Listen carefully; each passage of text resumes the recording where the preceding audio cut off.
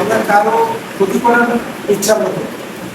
আমাদের এখন তো নিজেরা আমরা যারা আছি আমরা প্রতিষ্ঠান ভালো চালাবো। যদি কেউ ভালো না চালায় সে তথ্যটা আমি এটা সহযোগিতা করি, আমি সব হবে যে চালাই না, যে এখন নাই এলাকায় নাই চলে, তথ্যটা স্যারের কাছে দিলে আপনার আমার তার একজনকে সেখানে নিয়োগ দিয়ে প্রতিষ্ঠানটা চলবে। এলাকায় যার দেখেন শারীরিক অসমর্থ আছে, আসলে এখানে দুস্থ বা প্রতিবন্ধী কিন্তু ক্লাস চালানো যায় না, আমরা তার বিরুদ্ধে তারপর অন্যভাবে সরকার তার সহযোগিতা করবে। কিন্তু প্রতিষ্ঠান পরিচালনার জন্য প্রতিষ্ঠানের যোগ্য একজন টিচারই দরকার, ঠিকই। সুতরাং আমরা এগুলো তথ্য দিয়ে সুপারভাইজার স্যারকে সহযোগিতা করবো। অর্থাৎ আমরা যেটা চাবো, আমার সাথে আপনারা একমত হবেন যে পিছনে যাই হোক আগামী দিনে মধুখালী উপজেলা এই সরকারের পশ্চিমবঙ্গের গণশিক্ষা যে কার্যক্রম এটা সুচারুরূপে চলবে। আমি এক মিনিট বলবো, আজকে আমরা যারা এই এই যে এই মধুখালী উপজেলা এর আওতায় আমার ক্ষেত্রে স্যার আমি 2002 সালে একটা দরখাস্ত নিয়ে আমি ফাউন্ডেশনে যাই ঢাকা, একটা মসজিদ দেখি ওই জায়গা মাগুরা শ্রীপুর থানার একজন উপপরিচালক ছিলেন, উনি আমাকে পরামর্শ দিলেন যে আপনি একটা নিয়ে আসছেন মধুখালী থানা দেখেন, আমি আপনার কাজ করে দিই আউট ভাই সাহেব গাড়ি বরেন্দ্র সাহেব সাহেব আমি স্যার সেই দরখাস্ত শেষ করে আল্লাহ সাইদি সাহেব তখন ইসলামিক ফাউন্ডেশন স্থায়ী কমিটির চেয়ারম্যান ছিলেন, তার সহযোগিতায় মধুখালী উপজেলার এই ফাউন্ডেশনের আওতায় আমি এনেছি আমার কারো কাছ থেকে 1 টাকা যাতায়াত বাবদ নিয়ে। এটা বলতে পারেন বাবু ভাই বলেন 1 টাকা যাতায়াতের টাকাও নেই নেই, অথচ মাহবুব ভাইয়ের কাছে গিয়ে মাহবুব ভাইরা তালিকা দিয়ে দিয়েছিলেন, আমি জানি না।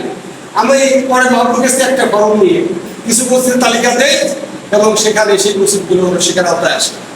আমি সেই লোক যেটা এই গণশিক্ষা আনার ক্ষেত্রে আমার একক অবদান। তখন মধুখালীর কেউ জানেও না যে মধুখালী এই উপজেলা গণশিক্ষার আওতায় আসতেছে, ছিল না, গণশিক্ষা ছিল না, রাজবাড়ী জেলার বহু ছিল। ওইটা দেখে আমি উদ্ভূত হই এবং আমি আবেদন নিয়ে ঢাকাতে যাই।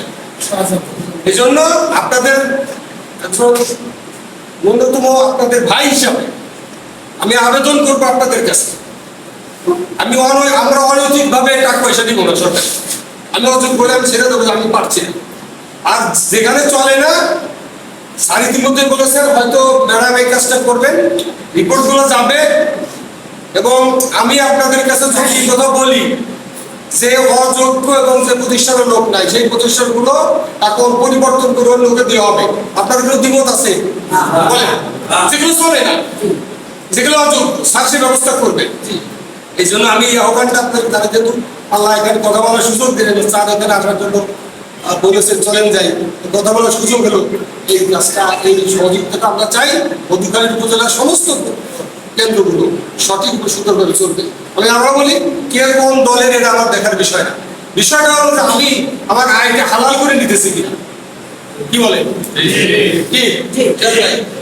আমরা হালাই করে নিতেছি কিনা, এইটা আমাদেরকে হালাল রুজি অর্জন করার জন্য আমাদেরকে চেষ্টা করি। আমাদের দুটো আমি জানি শুনছি দারুল আরকাম দুটো প্রতিষ্ঠান আছে।